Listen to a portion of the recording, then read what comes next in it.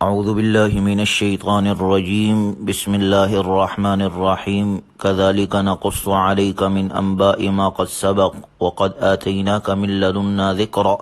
من اعرض عنہ فإنہ یحمل یوم القیامت وزرا۔ اللہ تبارک و تعالیٰ کا ارشاد مبارک ہے کہ جس طرح ہم نے حضرت موسیٰ علیہ السلام اور فرعون کا واقعہ اور بنی اسرائیل کے بچڑے کو معبود بنانے کا واقعہ بیان کیا، اسی طرح ہم آپ علیہ السلام سے گزشتہ واقعات کی خبریں بیان کرتے ہیں۔ یہ خبریں آپ علیہ السلام کی نبوت کی دلیل ہے، آپ انہیں نہیں جانتے تھے، صرف وحی کے ذریعے سے آپ کو معلوم ہوئی، اور ہم نے آپ کو اپنے پاس سے ایک نصیحت نامہ دیا ہے، مراد قرآن کریم ہے، جو سارے عالم کے انسانوں کے لیے وعظ اور نصیحت جس میں موجود ہے۔ جو اس پر عمل کرے گا کامیاب ہوگا، اور جو اس سے اعراض کرے گا وہ قیامت کے دن اس حال میں اٹھایا جائے گا کہ وہ اپنے اوپر کفر کا بوجھ لادے ہوئے ہوگا، اور یہ بوجھ قیامت کے دن ان کے لیے برا بوجھ ہوگا، جس کی وجہ سے ہمیشہ عذاب میں رہیں گے۔ یہ وہ دن ہوگا جس میں سور پھونکا جائے گا۔ پہلا سور پھونکا جائے گا تو آسمان والے اور زمین والے سب بے ہوش ہو جائیں گے، اور زندہ انسان سب مر جائیں گے۔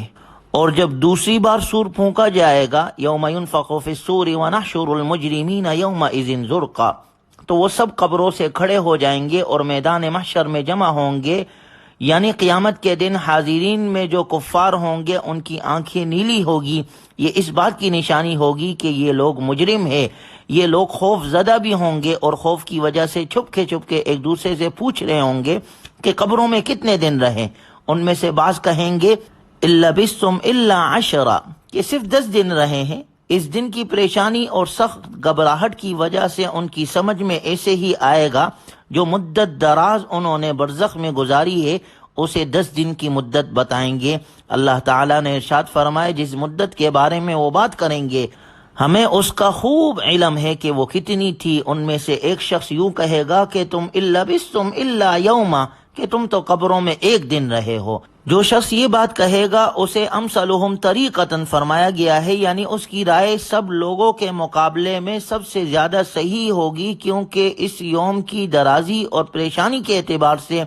گزشتہ جو وقت گزرا ہے اس کی مدت 1 دن بیان کرنا ہی زیادہ اقرب ہے۔ یعنی نافرمان اور کفر پر زندگی گزارنے والے آخرت میں ناکام ہوں گے اور عذاب میں ہوں گے۔ اللہ ہماری حفاظت فرمائے۔ اس کے مقابلے میں اللہ نے ذکر کیا وَمَن يَعْمَلْ مِنَ الصَّالِحَاتِ وَهُوَ مُؤْمِنٌ فَلَا يَخَافُ ظُلْمًا وَلَا هَضْمًا، اور جس شخص نے مؤمن ہونے کی حالت میں اچھے عمل کیے سو اسے کسی طرح کے ظلم کا اور کسی طرح کی کمی کا اندیشہ نہ ہوگا۔ جیسے ظالم ناکام ہوں گے ایسے ہی اہل ایمان کامیاب اور بامراد ہوں گے۔ ان لوگوں نے جو بھی کوئی نیکی کی تھی اس سب کا پورا بدلہ انہیں ملے گا۔ وَكَذَلِكَ أَنزَلْنَاهُ قُرْآنًا عَرَبِيًّا وَصَرَّفْنَا فِيهِ مِنَ الْوَعِيدِ لَعَلَّهُمْ يَتَّقُونَ أَوْ يُحْدِثُ لَهُمْ ذِكْرًا، اور ہم نے اسی طرح یہ وحی ایک عربی قرآن کی شکل میں نازل کی، اور اس میں طرح سے وعید بیان کی تاکہ وہ لوگ ڈر جائے، یا یہ قرآن ان کے لیے کسی قدر سمجھ پیدا کر دے، یعنی قرآن کریم کے ذریعے ان میں کچھ سمجھ پیدا ہو جائے اور اس سے ہدایت حاصل کرے۔ فَتَعَالَى اللَّهُ الْمَلِكُ الْحَقُّ، سو اللہ برتر ہے، بادشاہ ہے، اللہ کی شان اونچی ہے جو سلطنت کا حقیقی مالک ہے۔ وَلَا تَعْجَلْ بِالْقُرْآنِ مِن قَبْلِ أَن يُقْضَىٰ إِلَيْكَ وَحْيُهُ، اور آپ قرآن کریم میں اس سے پہلے جلدی نہ کیجئے کہ اس کی وحی پوری کر دی جائے۔ وَقُلْ رَبِّ زِدْنِي عِلْمًا، اور آپ دعا کیجئے کہ اے میرے رب میرا علم اور بڑھا دے۔ جب حضرت جبرائیل علیہ السلام قرآن کریم کی آیات وحی کے ذریعے سے آپ علیہ السلام پر نازل کرتے تھے تو آپ علیہ السلام اس ڈر سے کہ کہیں بھول نہ جائے ساتھ ان آیتوں کو دہراتے رہتے تھے، جس سے ظاہر ہے کہ آپ کو سخت مشقت ہوتی تھی۔ اس آیت مبارکہ میں آپ علیہ السلام سے فرمایا گیا کہ آپ کو یہ محنت اٹھانے کی ضرورت نہیں، اللہ تعالیٰ خود ہی قرآن کریم کو آپ علیہ السلام کے سینے مبارک میں محفوظ فرما دے گا، جس کا ذکر اللہ تبارک و تعالی نے سورہ قیامہ میں بھی فرمایا ہے لا تحرک به لسانک لتعجل به ان علینا جمعہ وقرآنہ۔ اور اس کے ساتھ ساتھ آپ علیہ الصلاۃ والسلام کو وقر رب زدنی علما اس دعا کی تلقین فرما کر یہ حقیقت واضح کی گئی ہے کہ علم ایک ایسا سمندر ہے جس کا کوئی کنارہ نہیں، اور انسان کو علم کے کسی بھی درجے پر قناعت کر کے نہیں بیٹھنا چاہیے، بلکہ ہر وقت علم میں ترقی کی کوشش اور دعا کرتے رہنا چاہیے۔ اس دعا میں یاداشت کی قوت کی دعا بھی شامل ہے اور معلومات کی زیادتی اور ان کی صحیح سمجھ کی بھی۔ ہمیں خود بھی یہ دعا مانگنی چاہیے وَقُلْ رَبِّ زِدْنِی عِلْمًا، اور خاص طور پر اپنے بچوں کو یہ دعا یاد کرانی چاہیے تاکہ وہ علمی اعتبار سے آگے بڑھتے رہے۔ یہ سورہ طٰہٰ کی آیت نمبر 114 ہے جو معروف دعا ہے، تقریباً سبھی جانتے ہیں۔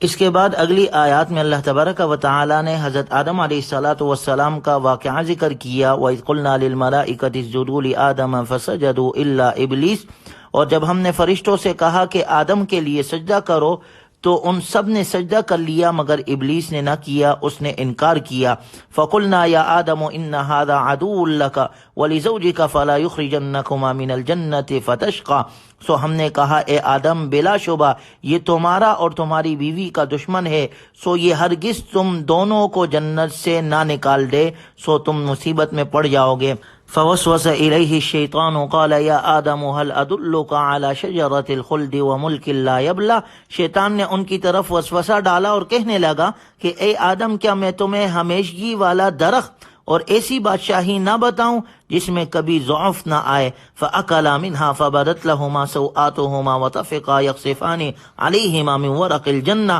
سو ان دونوں نے اس میں سے کھا لیا، سو ان کی شرمگاہیں کی جگہ ایک دوسرے کے سامنے کھل گئی اور وہ دونوں اپنے اوپر درخت کے پتے چپکانے لگے۔ اللہ تبارک و تعالی کا ارشاد ہوا الم انہاکما عن تلکما الشجرۃ واقل لکما ان الشیطان لکما عدو مبین، کیا میں نے تمہیں اس درخت سے منع نہ کیا تھا، اور کیا میں نے یہ نہیں کہا تھا کہ شیطان واقعی تمہارا کھلا دشمن ہے؟ تو حضرت آدم علیہ الصلاۃ والسلام نے فوراً کہا قال ربنا ظلمنا انفسنا وَإِن لَّمْ تَغْفِرْ لَنَا وَتَرْحَمْنَا لَنَكُونَنَّ مِنَ الْخَاسِرِينَ، اے ہمارے رب ہم نے اپنے جانوں پر ظلم کیا، اگر آپ نے ہماری مغفرت نہ فرمائی اور ہم پر رحم نہ فرمایا تو واقعی ہم خسارے میں پڑنے والے ہو جائیں گے۔ ثم اجتباہ ربہ فتاب علیہ وہدی، پھر ان کے رب نے انہیں چن لیا چنانچہ ان کی توبہ قبول ہو گئی۔ اور ارشاد باری تعالیٰ ہوا قال اہبطا منہا جمیعا بعضکم لبعض عدو،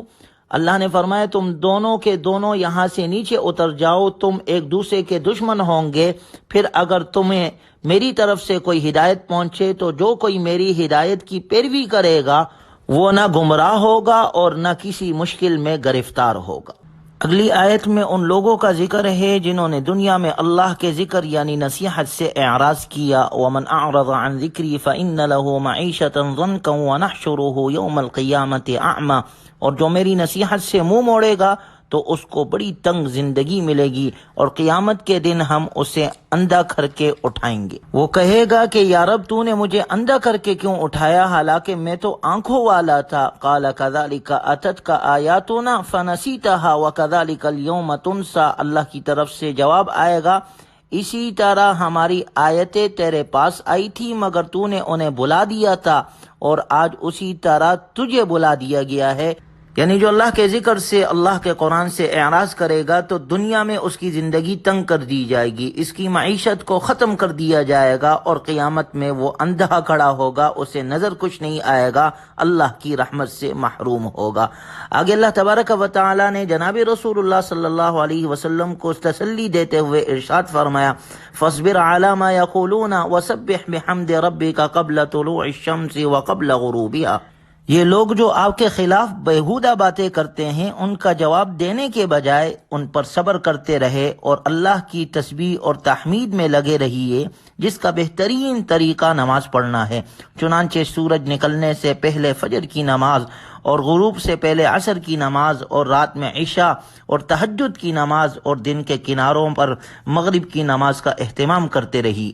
اس طرز عمل کا یہ نتیجہ ہوگا کہ بالآخر آپ خوش ہو جائیں گے، ایک تو اس لیے کہ اس پر آپ کو جو اجر ملنے والا ہے وہ انتہائی عظیم الشان ہے، اور دوسرا یہی طرز عمل آخر کار دشمنوں پر آپ کی فتح کا ضامن ہے، اور تیسرا اس لیے کہ آپ کو امت کی شفاعت کا مقام حاصل ہوگا تو امت کی نجات سے آپ کو خوشی ہوگی۔ وَأْمُرْ أَهْلَكَ بِالصَّلَاةِ وَاصْطَبِرْ عَلَيْهَا لَا نَسْأَلُكَ رِزْقًا نَحْنُ نَرْزُقُكَ وَالْعَاقِبَةُ لِلتَّقْوَىٰ، اور آپ اپنے گھر والوں کو نماز کا حکم کیجئے اور خود بھی اس کی پابندی کیجئے، ہم آپ سے رزق نہیں چاہتے، ہم آپ کو رزق دیں گے اور بہترین انجام پرہیزگاروں کے لیے۔ اس آیت مبارکہ میں آپ علیہ الصلاۃ والسلام کو خطاب فرمایا کہ نماز کا اہتمام فرمائے اور گھر والوں سے بھی اس کا اہتمام کرائے، اور چونکہ ساری امت آپ علیہ الصلاۃ والسلام کے تابع ہے اس لیے امت کو بھی خطاب ہو گیا۔ اہل ایمان کا سب سے بڑا کام یہ ہے کہ نمازوں کا اہتمام کرے، خود بھی نماز پڑھے اور اپنے گھر والوں سے بھی نماز پڑھوائے۔ گویا اس سے نماز کی اہتمام کا پتہ چلتا ہے۔ اللہ تبارک و تعالی ہمیں اور ہمارے اولادوں کو عبادت گزار بنائے، نماز پڑھنے والا بنائے، اللہ کی اطاعت اور اللہ کے حکموں کے مطابق اپنی بقیہ زندگی گزارنے والا بنائے۔ الحمدللہ، اللہ کے فضل و کرم سے ہمارا 16واں پارہ مکمل ہو گیا۔ اللہ خیر کے ساتھ پورا قرآن کریم مکمل فرمائے۔ وآخر دعوانا الحمدللہ رب العالمین۔